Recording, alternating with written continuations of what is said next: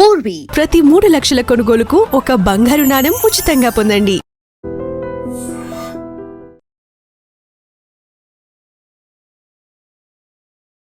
జూబ్లీహిల్స్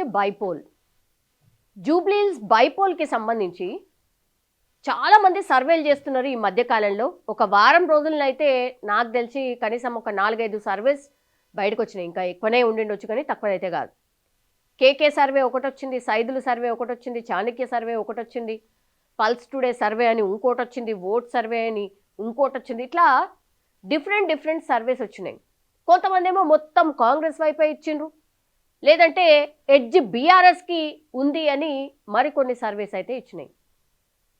ఈ సర్వేలు ఇచ్చినప్పుడల్లా, ఆ విశ్లేషణ జరిగినప్పుడల్లా కింద మీరు చూడండి mixed reactions and mixed opinions.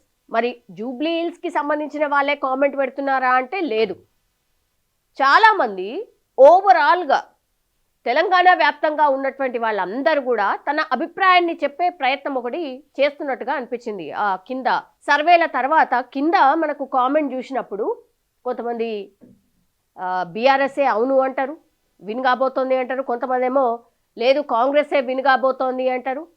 ఇట్లా డిఫరెంట్ రియాక్షన్స్ అయితే మనం చూస్తూ ఉన్నాం. బీజేపీ ఎందుకు లేదనుకుంటున్నారు? బీజేపీ కూడా కాంపిటీషన్లో ఉంది అని ఇంకొంతమంది కూడా కామెంట్ చేస్తున్నటువంటి సిచ్యువేషన్ అయితే కనిపిస్తోంది. సో ఒక్కసారి నేను మీ ముందుకి ఇంకో సర్వే కూడా తీసుకొచ్చే ప్రయత్నం చేస్తున్నా. ఇది 5th రోజు అంటే జస్ట్ ఒక 2 days బ్యాక్ చేసినటువంటి సర్వే. ఇది కూడా ప్రీ పోల్ సర్వే. ఇంకా సండే రోజు వరకు ఉంది కాబట్టి ఓటరు డిసైడ్ కావాల్సింది సండే తర్వాతనే డిసైడ్ అవుతారు, లేదంటే చాలామంది ఆల్రెడీ డిసైడ్ అయిపోయినరు ఎవరికి ఓట్ వేయాలి అని. సో అసలు దేని బేస్డ్గా ఓటింగ్ జరిగే ఛాన్స్ ఉంది? ఈ స్ట్రాటజీస్లు అన్నీ కూడా వాళ్ళకు సంబంధించిన వాళ్ళని ఓటర్ల దగ్గరికి పంపించడం, ఒపీనియన్ తెలుసుకునే ప్రయత్నం చేయడం. ఇక ఎవరిదాలు బాగానే మేము అసలు అద్భుతంగా చేస్తాం, మా అసలు స్ట్రాటజీయే వేరుంటుంది, మేము అన్ని కరెక్ట్గా ఇన్పుట్ తీసుకొస్తాం అనేది కూడా ఎవ్రీ స్ట్రాటజిస్ట్ చెప్తూ ఉంటాడు. సో అందులో భాగంగానే మనం ఇప్పుడు బీకాన్ స్ట్రాటజిక్ సొల్యూషన్స్ అండ్ రీసెర్చ్కి సంబంధించిన సర్వే గురించి మాట్లాడబోతున్నాం. డీటెయిల్డ్ సర్వే ఇది, పూర్తిగా 5th వరకు అంటే 5th రోజు బయటకు వచ్చినటువంటి సర్వే ఇది. ఇంకా 4-5 రోజులు ఉంది. సో మ్యాక్సిమం ఓటర్ ఎవరైతే ఒపీనియన్ చెప్పిండో వాటినే మేము ఇక్కడ పొందుపరచాము అనేటువంటిది ఈ బీకాన్ స్ట్రాటజిక్ సర్వేకి సంబంధించిన CEO ఎవరైతే ఉన్నారో మధు గారు చెప్తున్నటువంటి పరిస్థితి. సో ఒక్కసారి డీటెయిల్డ్గా చూద్దాం ఏమేమి ఫ్యాక్టర్స్ ఇందులో ఉండొచ్చు అనేది కూడా.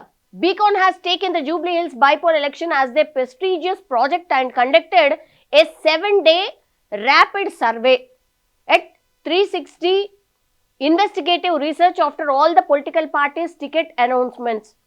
సో 7 రోజుల పాటు జనాలలో తిరిగి శాంపిల్స్ సేకరించిన తర్వాత క్రోడీకరించి మేము ఈ సర్వే తయారు చేశాం, బ్లూ ప్రింట్ తయారు చేశాం అని ఈ సర్వే సంస్థ చెప్తోంది. ఏంటి అని అంటే మీకు అర్థమైపోయి ఉంటుంది, వీళ్ళ ముగ్గురు మధ్యనే కాంపిటీషన్ ఉంది. మనకు తెలుసు ఏ ఫ్యాక్టర్స్ వీళ్ళకు ప్లస్ అవుతాయి, ఏ ఫ్యాక్టర్స్ వీళ్ళకి మైనస్ కాబోతున్నాయి అనేది ఇన్ డీటెయిల్డ్గా ఇచ్చే ప్రయత్నం చేశారు. కాంగ్రెస్ నుంచి నవీన్ యాదవ్, బీఆర్ఎస్ నుంచి సునీత అండ్ బీజేపీ నుంచి లంకల దీపక్ రెడ్డి. వీళ్ళకి ప్లస్లు ఏంటి మైనస్లు ఏంటి అనేది కూడా ఒక్కసారి చెప్పే ప్రయత్నం చేస్తున్నాం. యాదవ్ కమ్యూనిటీ, నవీన్ యాదవ్ కాంగ్రెస్కి ఏం ప్లస్ పాయింట్స్ అంటే యాదవ్ కమ్యూనిటీ సింపతి, ఎందుకంటే ఈయన చాలా టైమ్స్ మల్టిపుల్ టైమ్స్ జూబ్లీహిల్స్లో కంటెస్ట్ చేసిండు బట్ గెలవలేదు అనే sympathy. And MIM party and minority ఈయనకి కొంత ప్లస్ అయ్యే అవకాశం ఉంది. హైలీ ఎడ్యుకేటెడ్, ఈయన బాగా చదువుకున్నాడు అని, మాస్ అండ్ యంగ్ ఓటర్స్ ఈయనకు అట్రాక్ట్ అవుతున్నారు అని, బికాజ్ ఆయన ఎప్పుడు కూడా గ్రౌండ్లో ఉంటారు అని, ఎనర్జెటిక్ అండ్ లోకల్ ఫీలింగ్ చాలా ఎక్కువగా ఉంటుంది అని, రూలింగ్ పార్టీ నుంచి ఈయన కంటెస్ట్ చేస్తున్నాడు అని, బీసీ ఓట్ పోలరైజేషన్, బీసీలు చాలా మంది కూడా నవీన్ యాదవ్కే ఓటేసే అవకాశం ఉంది అని, తర్వాత రీసెంట్ డెవలప్మెంట్స్, ఇప్పుడు డెవలప్మెంట్ కార్యక్రమాలు ఏవైతే గ్రౌండ్లో జరుగుతున్నాయో అవి ఆయనకు ప్లస్ అవుతాయి అన్న మాట చెప్తున్నారు. అగ్రెసివ్ క్యాంపెయినింగ్, ఇంటింటికి వెళ్ళి మంత్రులు కానీ ఎమ్మెల్యేలు కానీ చిన్న చోట మోటా గల్లీ లీడర్లు మొత్తం అందరూ కూడా గ్రౌండ్లోనే ఉన్నారు. ఓన్లీ కాంగ్రెస్కి సంబంధించే కాదు, మిగతా 2 పార్టీలకు సంబంధించిన వాళ్ళందరూ కూడా ఇప్పుడు గ్రౌండ్లోనే ఉండి పూర్తిగా వాళ్ళ పార్టీ కోసం, వాళ్ళ క్యాండిడేట్ కోసం, ఎన్నికలు గెలవడానికి కోసం కష్టపడుతున్నటువంటి సిచ్యువేషన్ అయితే మనకు కనిపిస్తోంది. ఇవన్నీ కూడా నేను ఇంతకుముందు చెప్పినవన్నీ కూడా ప్లస్ పాయింట్స్. మరి మైనస్ ఏంటి అంటే గవర్నమెంట్ యాంటీ ఇన్కంబెన్సీ, అంటే గవర్నమెంట్ మీద వ్యతిరేకత ఉంది జనాలలో, ఇది ఆయనకు మైనస్ కాబోతోంది కొంతవరకు అని ఒకటి. ఇంటర్నల్ పార్టీ పాలిటిక్స్, మీకు తెలుసు కాంగ్రెస్ పార్టీలో గ్యాప్ ఉంది, మినిస్టర్స్కి, ఎమ్మెల్యేస్కి, కార్యకర్తలకి, ఇట్లా సీఎంకి అసలు రోజుకో వార్త. మనకు మొన్నటి వరకు కూడా అదే కదా వచ్చింది, తర్వాత ఈ మధ్యకాలంలో రాలే కానీ రోజుకో సినిమా, రోజుకో ఎపిసోడ్ ఇలా గురించి మనం చూస్తూనే ఉన్నాం. ఇది కొంత ఆయనకి మైనస్ అయ్యే అవకాశం ఉంది అని ఒకటి. ఫాదర్స్ హిస్టరీ రూమర్స్, మీకు తెలుసు కదా చిన్న శ్రీశైలం యాదవ్, ఆయనని బైండ్ ఓవర్ చేసిండ్రు, గూండా గూండా అని మిగతా పార్టీలు ప్రచారం చేసే ప్రయత్నం కూడా చేశాయి. కాబట్టి ఇది కొంత మైనస్ కాబోతోంది ఈయనకి అనేది ఒకటి. సరౌండింగ్ క్యాడర్ ప్రొఫైల్ ఆల్సో, ఇప్పుడు ఈయనతో పాటు తిరుగుతున్నటువంటి క్యాడర్ ఎవరైతే ఉన్నారో వాళ్ళు కూడా జర గూండాలు, వాళ్ళ మీద కేసులు ఉన్నాయి, ఇట్లాంటివన్నీ కూడా పెద్ద ఎత్తున ప్రచారం ఉంది. సో ప్లస్ పాయింట్స్ చాలా ఉన్నాయి నవీన్ యాదవ్కి, కానీ 4-5 మైనస్ పాయింట్స్ కూడా నవీన్ యాదవ్కి అయితే కనిపిస్తోంది. ఇక్కడ ఇప్పుడు మీరు బీఆర్ఎస్ క్యాండిడేట్ విషయానికి వస్తే ఫస్ట్ మనకు గుర్తొచ్చేది యాక్చువల్లీ మాగంటి గోపీనాథ్ చనిపోయిన తర్వాత జరుగుతున్నటువంటి ఎన్నిక. వేరే ఆప్షన్ ఏది కూడా చూడలేదు బీఆర్ఎస్ పార్టీ. వాళ్ళ వైఫ్కే ఇవ్వాలని అనుకుంది, వాళ్ళ వైఫ్కే టికెట్ ఇచ్చింది. గ్రౌండ్లో ఎప్పటి నుంచో బీఆర్ఎస్ పార్టీ గ్రౌండ్లో ఉండి తిరుగుతోంది, ప్రచారం చేస్తోంది. ఇప్పుడు మాగంటి గోపీనాథ్కి మొదటి భార్య ఉందని, వాళ్ళ తల్లి కూడా సాటిస్ఫాక్షన్గా లేదు మాగంటి సునీత మీద అని నిన్న శేర్లింగంపల్లి ఎంఆర్ఓ ఆఫీస్లో విచారణ కోసం ఈ మొదటి భార్య ఫ్యామిలీ, అట్లాగే మాగంటి గోపీనాథ్ వాళ్ళ అమ్మ కూడా వచ్చి అక్కడ విచారణ సందర్భంగా హాజరైండ్రు. అవన్నీ కూడా ఇప్పుడు పూర్తిగా మనకు సోషల్ మీడియాలో న్యూస్లో ఒక రేంజ్లో కనిపిస్తున్నటువంటి situation. First sympathy vote bank తనకు ఉంది అనేది first point. Next strong BRS cadre, ఏ మాటకు ఆ మాట చెప్పాలి, బీఆర్ఎస్ క్యాడర్ చాలా స్ట్రాంగ్. అంటే హైదరాబాద్ సిటీలో, ఎందుకంటే ఒక్క సీటు కూడా కాంగ్రెస్ పార్టీ గెలవలే కాబట్టి BRS is very very strong in city. BRS team work మొత్తం గ్రౌండ్ లెవెల్ నుంచి పై స్థాయి వరకు చాలా కోఆర్డినేషన్ ఉంటుంది. ఎవరెవరు ఏం పని చేయాలి, ఎవరెవరు ఏ ఇంటికి వెళ్ళి వాళ్ళకి ఏం చెప్పాలి, ఇదంతా కూడా గైడెన్స్ పూర్తి స్థాయిలో ఇక్కడ కనిపిస్తోంది. బీఆర్ఎస్ సోషల్ మీడియా బీఆర్ఎస్ పార్టీకి సంబంధించి భయంకరంగా వర్క్ చేస్తుంది ఎప్పటి నుంచో. ఈ ఉప ఎన్నికలకు కూడా 2-3 ఎక్కువగా వర్క్ చేస్తోంది. యాంటీ ఇన్కంబెన్సీ ఓట్, ప్రభుత్వ వ్యతిరేకత ఓటు వీళ్ళకి చాలా వరకు ప్లస్ కాబోతోంది అనేది కూడా ఇంకో factor. BRS election engineering, election ఎట్లా గెలవాలి, ఏం చేస్తే గెలుస్తామనేది కూడా వీళ్ళ దాంట్లో ప్లానింగ్ జరిగినట్టుగా, బీఆర్ఎస్లో జరిగినట్టుగా ఇంకా ఏ పార్టీలో కూడా జరగదు. వాళ్ళకి ఇంకో ఫ్యాక్టర్ ఇది ప్లస్ కాబోతోంది. మాగంటి చరిష్మా, మాగంటి గోపీనాథ్ చాలా వరకు కూడా జూబ్లీహిల్స్లో 3 సార్లు గెలిచిండు అంటే మామూలు విషయం కాదు. ఆ లీడర్ చరిష్మా లేకుండా గెలిచే అవకాశమే లేదు, ఎవరు ఎన్ని మాట్లాడినా సరే. ఇప్పుడు అది కూడా ఈమెకు ప్లస్ కాబోతోంది. ఆంధ్ర సెటిలర్స్, చాలామంది కూడా జూబ్లీహిల్స్లో ఆంధ్ర సెటిలర్స్ చాలామంది ఉన్నారు, వాళ్ళందరూ కూడా గంపగుత్తగా ఈమెకే ఓటు వేస్తారు అనేది కూడా ఇంకో factor. Kamma and ladies votes, ladies చాలామంది కూడా భర్త చనిపోయిన భార్యని ఎట్లయితే అయ్యో పాపం అనుకుంటారో ఆ ఫ్యాక్టర్ చాలా వరకు పనిచేస్తుంది అని బీఆర్ఎస్ నమ్ముతోంది.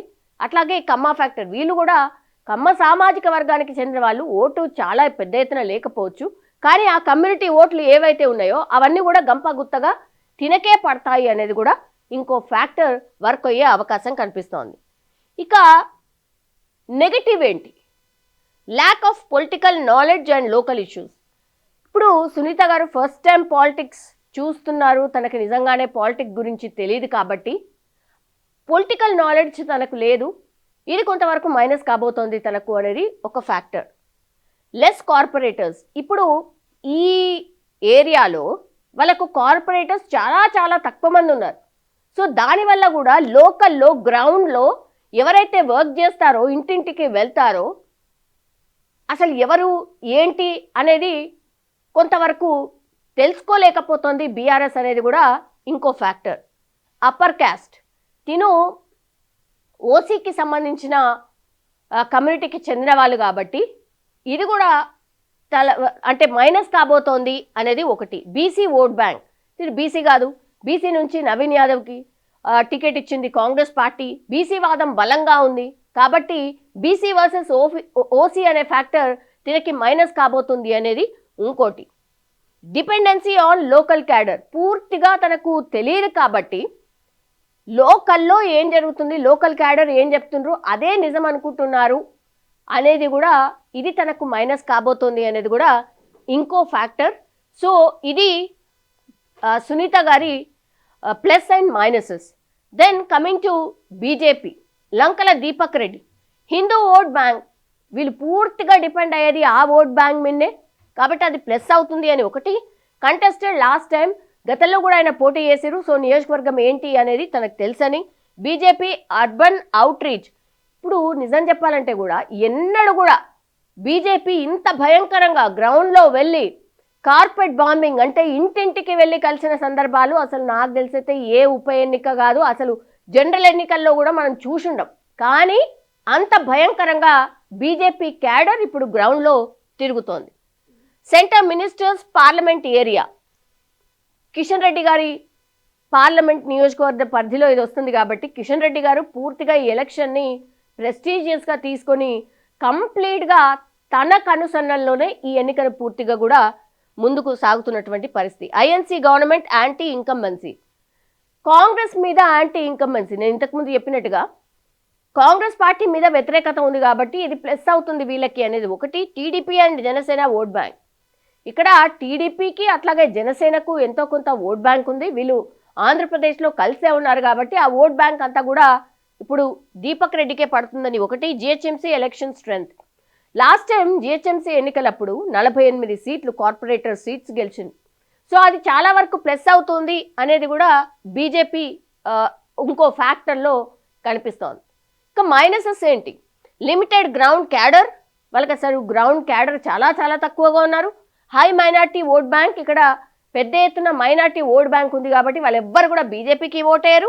అప్పర్ క్యాస్ట్, ఈయన కూడా రెడ్డి కాబట్టి ఈయన కూడా అప్పర్ క్యాస్ట్ కాబట్టి అది కూడా మైనస్ కాబోతోంది. వీక్ ఇన్ క్యాంపెయిన్ అనే మాట రాశారు కానీ అంటే ఇంత చేసినా కూడా ఇంకా వీక్గా ఉంది క్యాంపెయినింగ్ అని అంటే మీరు ఇమాజిన్ చేసుకోండి ఇంకెంత భయంకరంగా చేసి ఉండాలి బీజేపీ.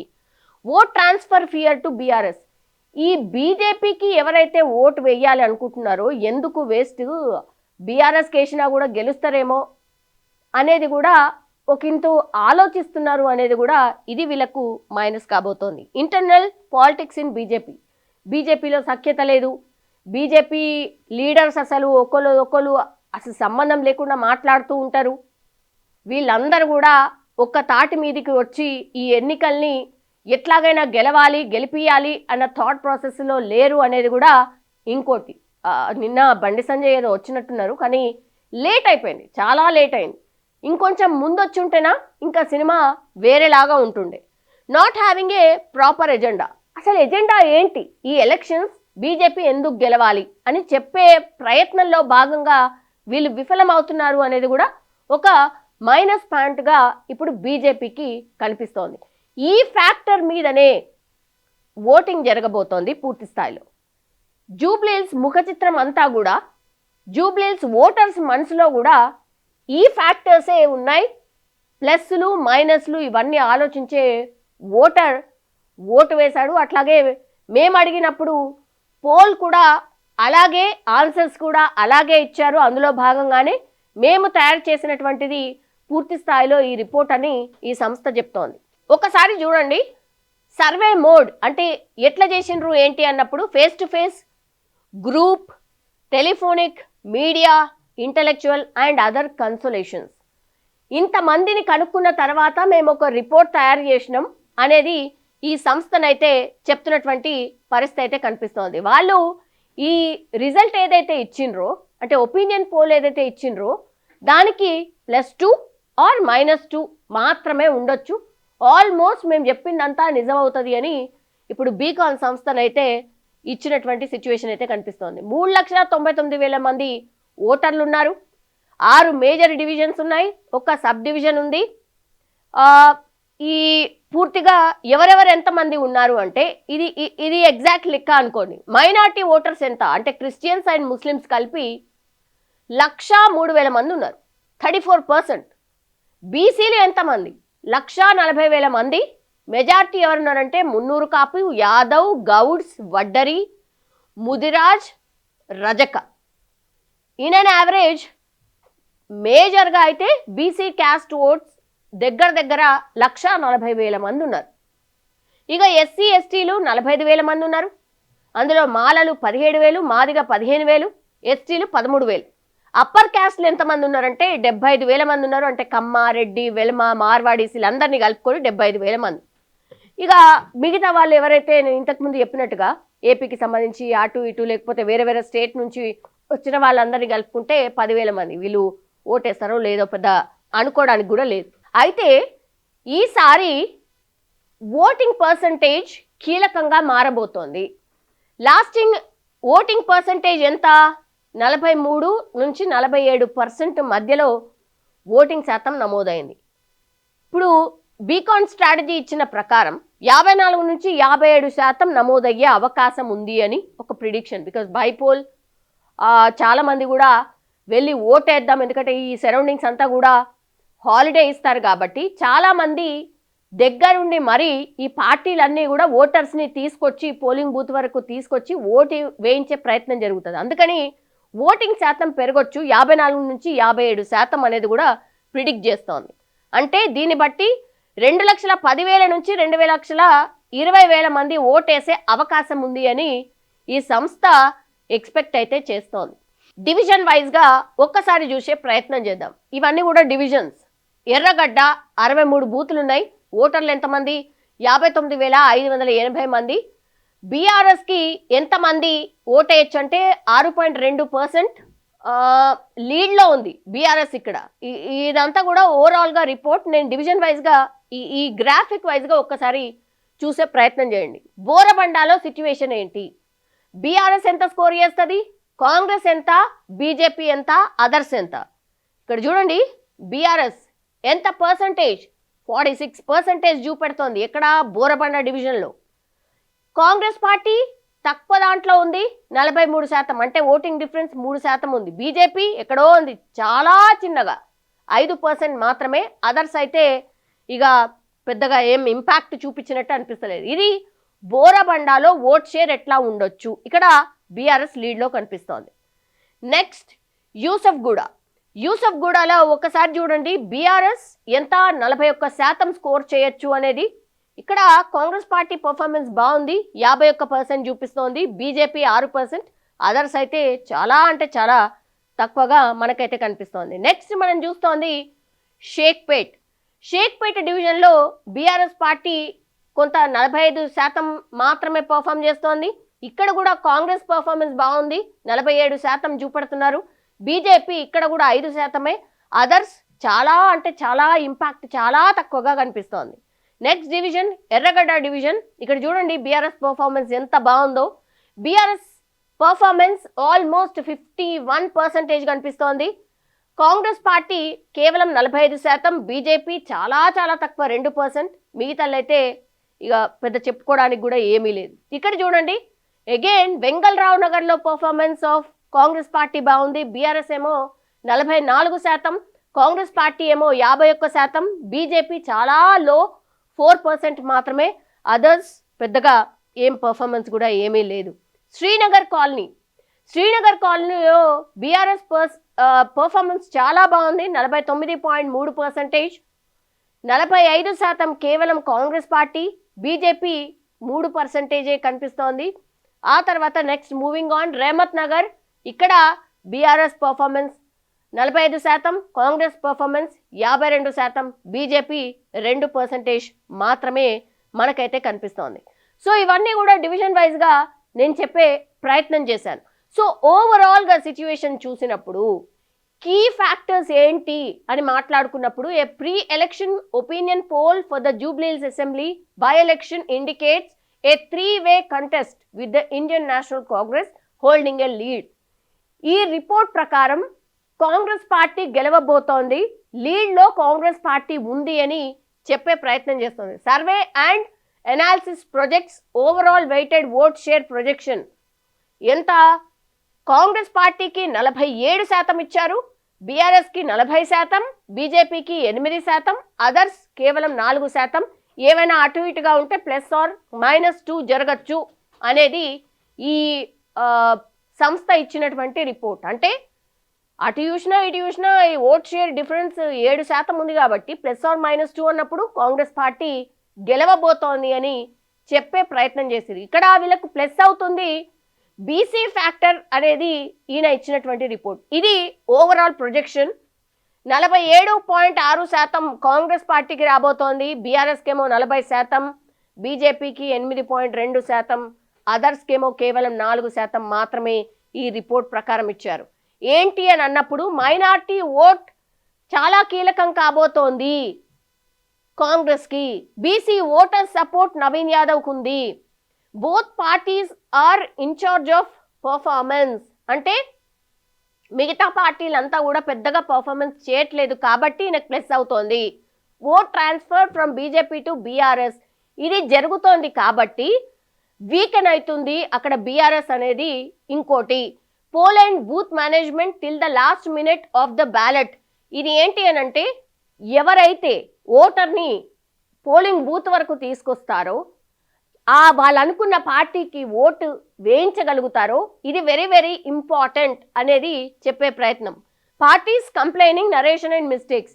ఏ పార్టీలో మిస్టేక్స్ జరుగుతున్నాయి, ఏ పార్టీస్ కరెక్ట్ చేసుకోవాల్సి ఉంది అనేది కూడా కీ ఫ్యాక్టర్ కాబోతోంది ఎలక్షన్లో అనేది. ఇంకోటి అజరుద్దీన్ పర్ఫార్మెన్స్. ఇక్కడ అజరుద్దీన్కి మినిస్టర్ పదవి ఇవ్వడమే కాకుండా ఆయనని ప్రతి మీటింగ్లో కాంగ్రెస్ పార్టీ ప్రొజెక్ట్ చేసే ప్రయత్నం చేస్తుంది. అంటే లిటరల్లీ ఈ మైనార్టీస్ని తమ వైపు తిప్పుకునే ప్రయత్నం చేస్తుంది. మైనార్టీస్ని పట్టించుకున్న పార్టీ ఏదైనా ఉంది అని అంటే కాంగ్రెస్ పార్టీ అని చెప్పే ప్రయత్నం ఒకటి జరుగుతున్నట్టుగా మనకైతే అర్థమవుతోంది. సో బీజేపీ ఒకవేళ 13 నుంచి 15% ఓట్ షేర్ ఈ ఎన్నికల్లో వస్తే పూర్తిగా ఇది కాంగ్రెస్ పార్టీకి ఫేవర్ అవుతుంది.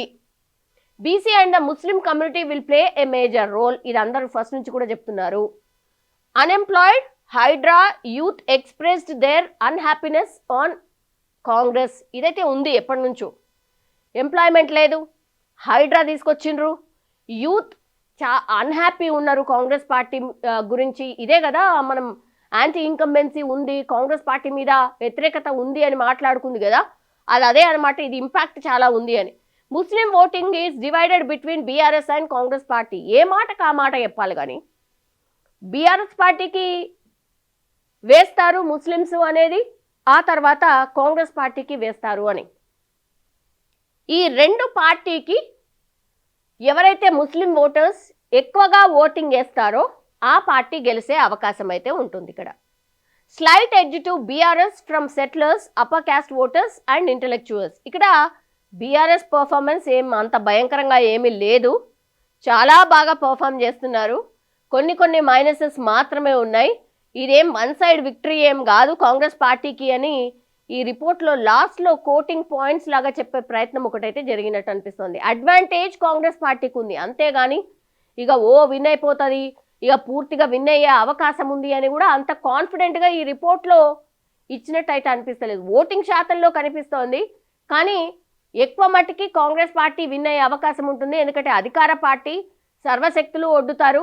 అండ్ ఎక్కడైతే 9th అంటే సండే రోజు తర్వాత నుంచి ఆ 2 రోజులే వెరీ వెరీ క్రూషియల్. ఎవరైతే పోల్ మేనేజ్మెంట్ చేయగలుగుతారో, ఆల్రెడీ బీఆర్ఎస్ పార్టీకి సంబంధించిన నాయకుల ఇళ్లలో రైట్స్ అవుతున్నాయి, పైసలు ఉన్నాయి, వాళ్ళ దగ్గర పంచే ప్రయత్నం జరుగుతోంది అనేది కూడా రైట్స్ అవుతున్నాయి. ఆ న్యూస్ కూడా మనకు వస్తుంది. ఇంకా 2-3 రోజులు ఇదే నడిచే అవకాశం ఉంటుంది. సో బీఆర్ఎస్ పార్టీ పైసలు వంచకుండా కాంగ్రెస్ పార్టీ చూస్తుంది, కాంగ్రెస్ పార్టీ ఓటర్లకు బిందాస్గా పైసలు వంచుతుంది. సో అట్లా వీళ్ళకి అడ్వాంటేజ్ అవుతుంది అనేది కూడా మనం కులం మాట్లాడుకోవాల్సిందే. బికాస్ అధికార పార్టీకి అదే అడ్వాంటేజ్, వ్యవస్థ అంతా కూడా వాళ్ళ కంట్రోల్లో ఉంటుంది కాబట్టి అది మ్యాక్సిమం వాళ్ళకే అడ్వాంటేజ్ చేస్తుంది అనేది కూడా ఈ రిపోర్ట్ పూర్తి సారాంశం అని కూడా అనుకోవచ్చు. సో బీకాన్ స్ట్రాటజిక్ సంస్థ ఇచ్చిన దాని ప్రకారం ఈయనకి అడ్వాంటేజ్ ఎక్కువ ఉంది. బికాజ్ అధికార పార్టీ కాబట్టి, నవీన్ యాదవ్ బీసీ బిడ్డ కాబట్టి ఆయన గ్రౌండ్ లెవెల్లో ఉంటారు అనేసి, అండ్ ఇప్పుడు బీసీ అంటున్నారు కాబట్టి బీసీ ఆయనకి ఇచ్చారు అనేది ఒకటి ఉంటుంది అనేది కూడా ఈ సర్వే రిపోర్ట్ ప్రకారం ఏమంటారు ప్రొజెక్షన్. సో చూద్దాం నిజంగానే రిజల్ట్ అట్లనే ఉంటుందా లేకపోతే తారుమారైతుందా ఏంటా తెలియదు, కానీ ఇంకో 5 రోజులు ఉన్నది, ఏదన్నా జరగవచ్చు. ఎవరైతే పోల్ మేనేజ్మెంట్ ప్రాపర్గా చేస్తారో ఆ పార్టీయే గెలిచే అవకాశం అయితే పెద్ద ఎత్తున ఉంటుంది. 11th రోజు, నవంబర్ 11th రోజు ఆల్మోస్ట్ సాయంత్రం 6 తర్వాత మనకు ఒక రఫ్ అనాలిసిస్ అయితే వచ్చే అవకాశం అయితే ఉంటుంది. సో చూద్దాం. ఈ రిపోర్ట్ ప్రకారం అయితే కాంగ్రెస్ పార్టీయే గెలిచే అవకాశం ఉందని బీకాన్ సంస్థ మాత్రం చెప్తోంది.